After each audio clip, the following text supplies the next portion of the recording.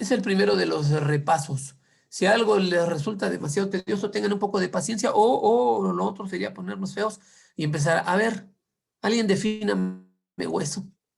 Ok, acaban de estar fresquecito eso. Nómbrenme los tipos celulares en el hueso, la función de cada uno de ellos y el concepto de remodelación, los requerimientos para que la remodelación se lleve en condiciones apropiadas.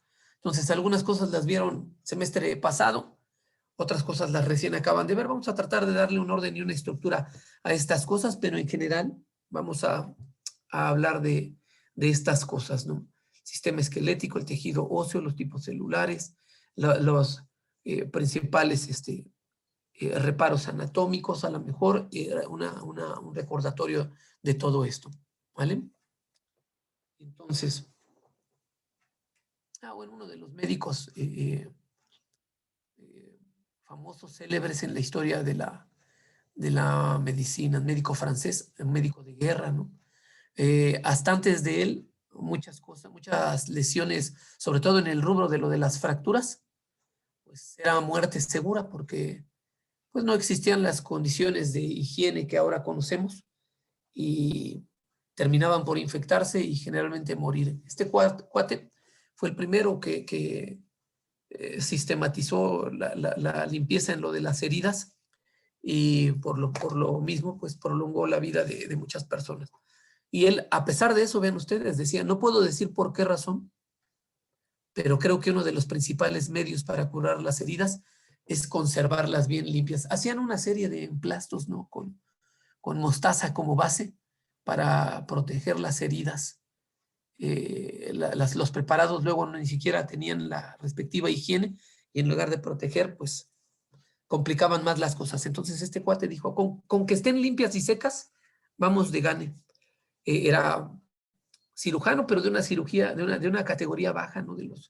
En aquel tiempo los cirujanos no eran médicos, se derivaron de los carniceros, literalmente, ¿no? Entonces, en algún punto empezó a reconocérsele su habilidad y uno de ellos, Ambrose Paré, que fue médico de guerra, pues las condiciones de higiene en el manejo de las heridas le dieron mucha importancia, ¿no?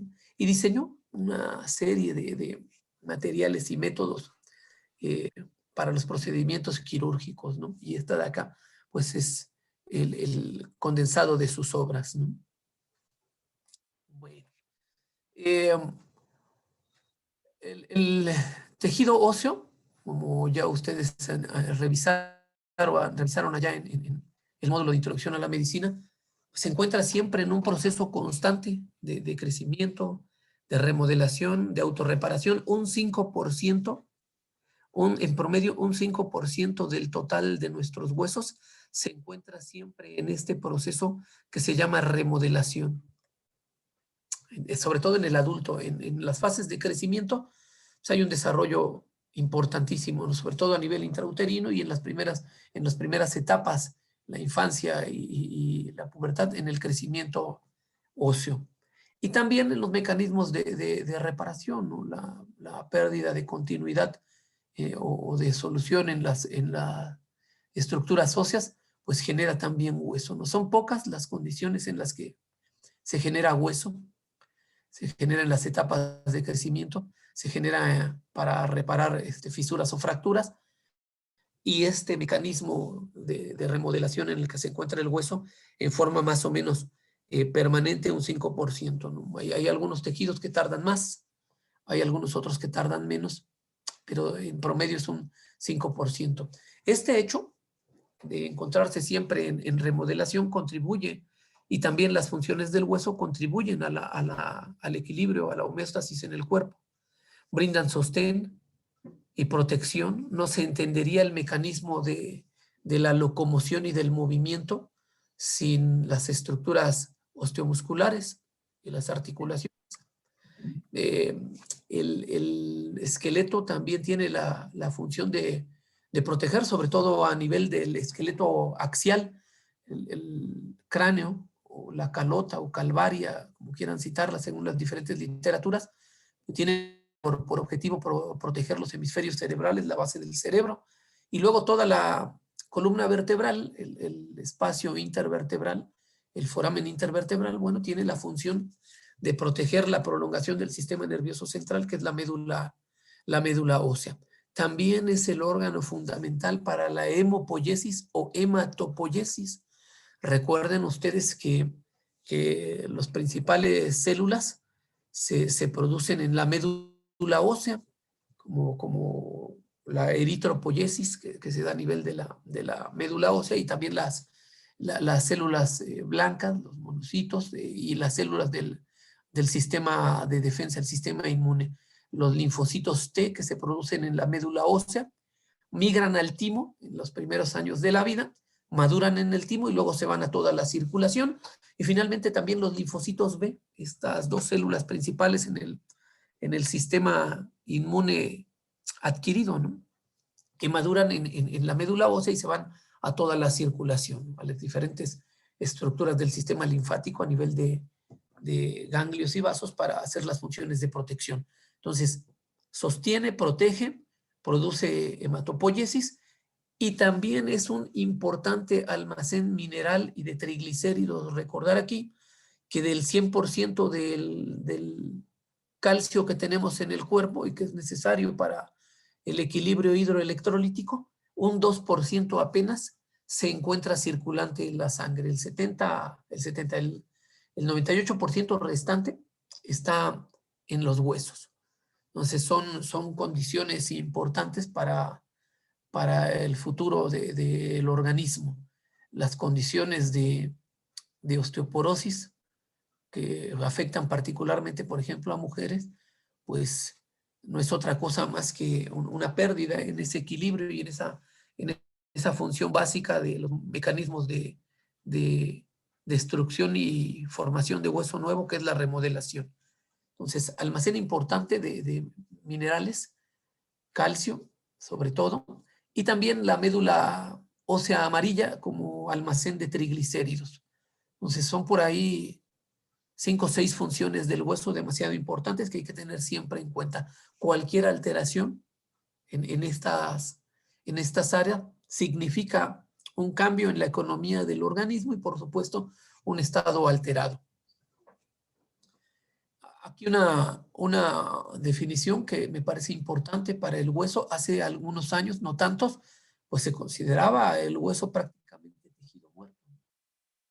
Y como no tiene en sí mismo terminales sensitivas y no siente el hueso, bueno, se pensaban esas cosas. La verdad es de que es un órgano y como tal cumple funciones importantísimas, y el periósteo interno y el endostio por la parte de adentro le confieren sensibilidad también, ¿no? No duele la matriz ósea en sí, pero sí los recubrimientos que tiene, ¿no? Entonces, ¿qué es el hueso? Y eso les va a quedar muy claro ahorita recién que vienen de este módulo. Pues es la suma de diferentes estructuras: hueso, cartílago, tejido conectivo denso, epitelio, tejido adiposo y tejido nervioso. La suma de todas estas estructuras hace esa unidad que es el hueso. Entonces, les digo, antes se creía que no cumplía funciones, ahora se sabe que sí, y que está en constante movimiento. Entonces, el tejido óseo, el hueso en sí, es un tejido vivo, complejo, dinámico, y que va a experimentar permanentemente un proceso continuo llamado remodelación, proceso que declina con la edad y le confiere entonces al adulto mayor ese concepto de fragilidad. Los mecanismos de remodelación ósea disminuyen por diferentes factores endocrinológicos. Entonces es cuando llegamos a esa etapa en la que, por ejemplo, a ustedes ahorita que tienen 20 años, pues sufren una fractura, no pasa de que se las alineen, les coloquen un yeso y santa paz, ¿no? En 3 o 4 semanas les retiran el yeso y lo que sigue es rehabilitación y ya. Pero no es la misma circunstancia en un adulto mayor, ¿no? Los mecanismos de remodelación se alteran, disminuyen, y entonces vienen las complicaciones. Implica para ellos postración, cama y complicaciones con alguna trombosis o con algún trombo que se desprende y viaja en en el torrente sanguíneo y ya les produjo una embolia, ¿no? Un embolismo. Entonces, considerar siempre los cambios de las estructuras de los órganos y los tejidos en función de la edad. Aquí en general vamos a hablar del adulto, el adulto sano, ¿no?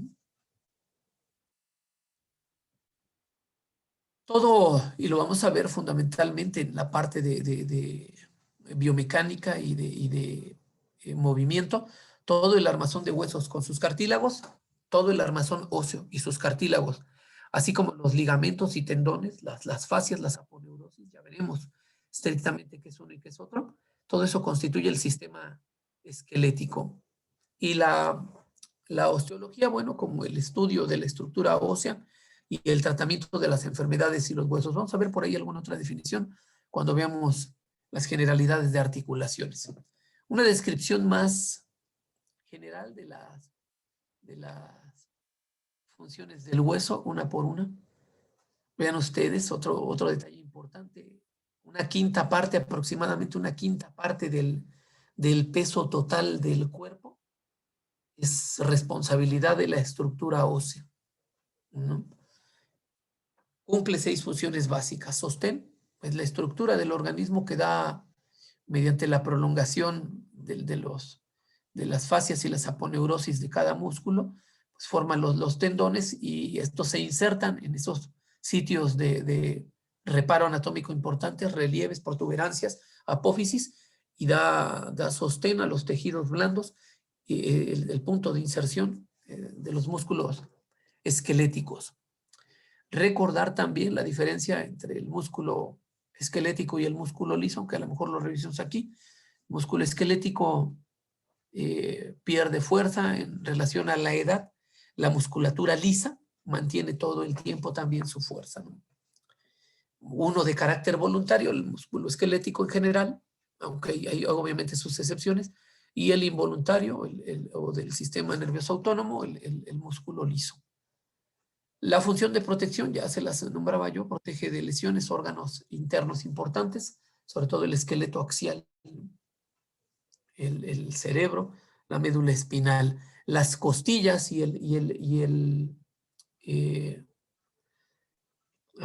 por Dios, el Alzheimer, ¿no? Y el manubrio cuerpo y apófisis chifoides, ¿cómo se llama? ¿Esternón? El esternón, maldita sea, el esternón, me acuerdo sus partes y no el nombre.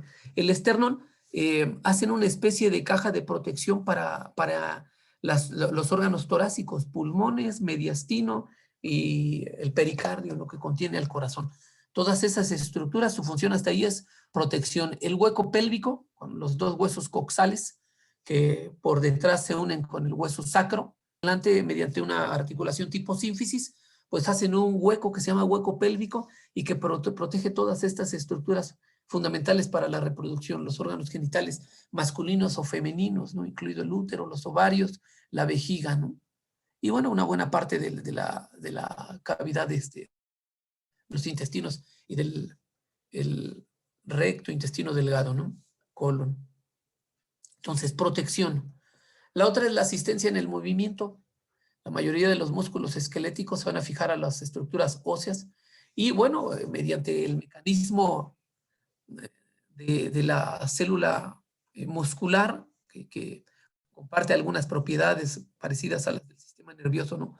La excitabilidad eléctrica, la capacidad de contractilidad y relajación, bueno, le van a dar un punto de soporte y movimiento y generar así el movimiento, ¿no?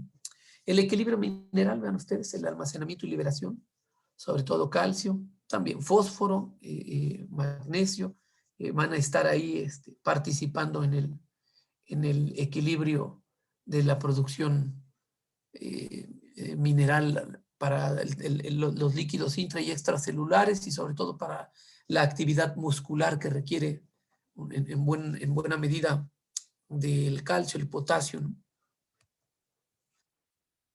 La producción de células sanguíneas, ya se los comentaba yo, ¿no? Particularmente los huesos largos y los huesos grandes van a tener una estructura de tejido conectivo denominada médula ósea, roja, y ahí la producción de los glóbulos rojos, los glóbulos blancos, y las plaquetas, ¿no? Que el sitio de destino y de destrucción y reabsorción de plaquetas ya no es la médula ósea, sino el vaso, ¿no?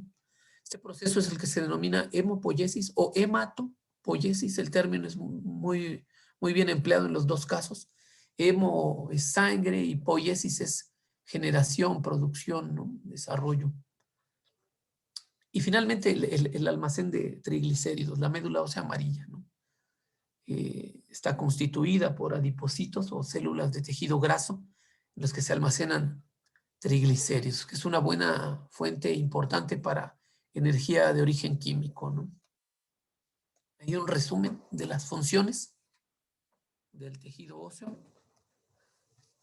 Y ahora un repaso muy, muy general de lo que revisaron también en el módulo 1, ¿no? La principal clasificación: largos, cortos, planos, irregulares y sesamoideos. Ya sabemos, en los largos va a predominar la longitud sobre lo ancho o alto. En los cortos, pues más bien es un hueso tipo, si fuéramos exagerados, diríamos es un hueso cubo, ¿no? Es más o menos lo mismo de largo, de ancho que de alto, ¿no? Los huesos planos predomina a veces la longitud eh, sobre el grosor o el espesor o la altura, ¿no? Y los irregulares, aquellos que no les encontramos ni pe ni pa. Y hay ejemplos para todo, ¿no? Hueso largo, por ejemplo, como los de el fémur, el húmero, la tibia, el peroné, o el mismo esternón, ¿no? O las costillas, que son largos. Cortos, como los huesos de la primera y segunda fila del carpo, ¿no?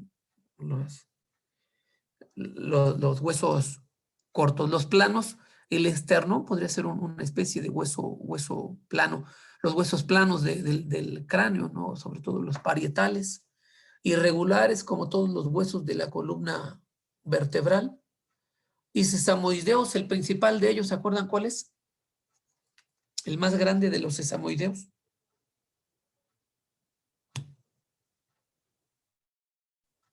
¿Ya están ahí, chicos? Así es el más grande de los sesamoideos.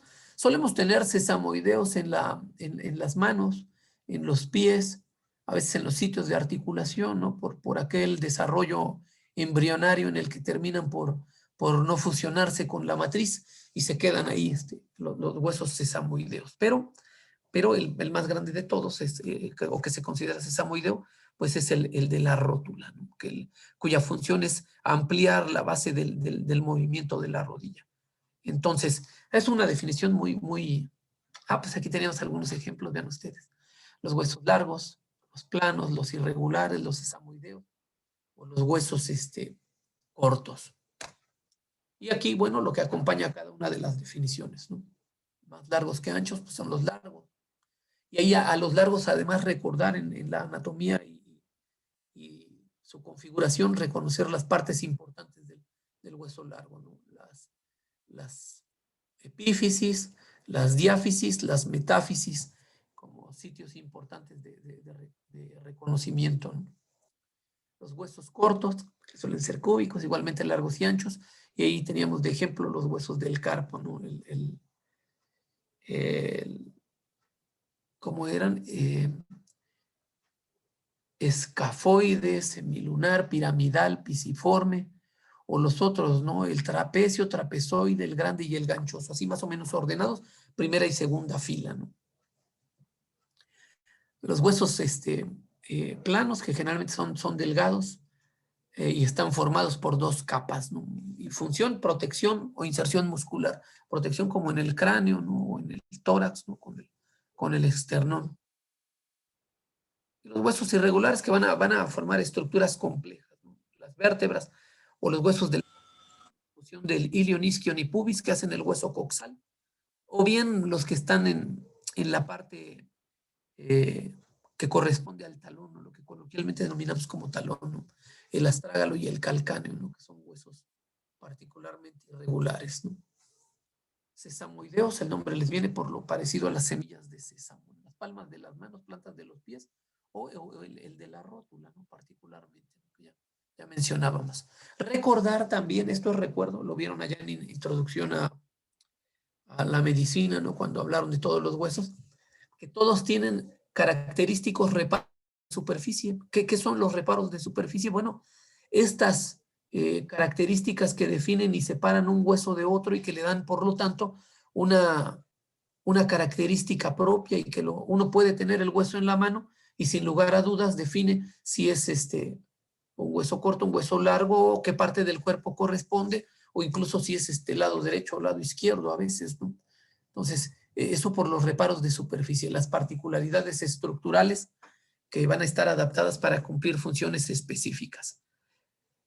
La mayoría en los primeros años de vida pues no están presentes, pero aparecen merced al desarrollo de ciertas fuerzas. Hay todavía por ahí una discusión que es qué es lo que genera los reparos anatómicos, ¿no? La funcionalidad o la genética. Yo creo que es una combinación de ambas.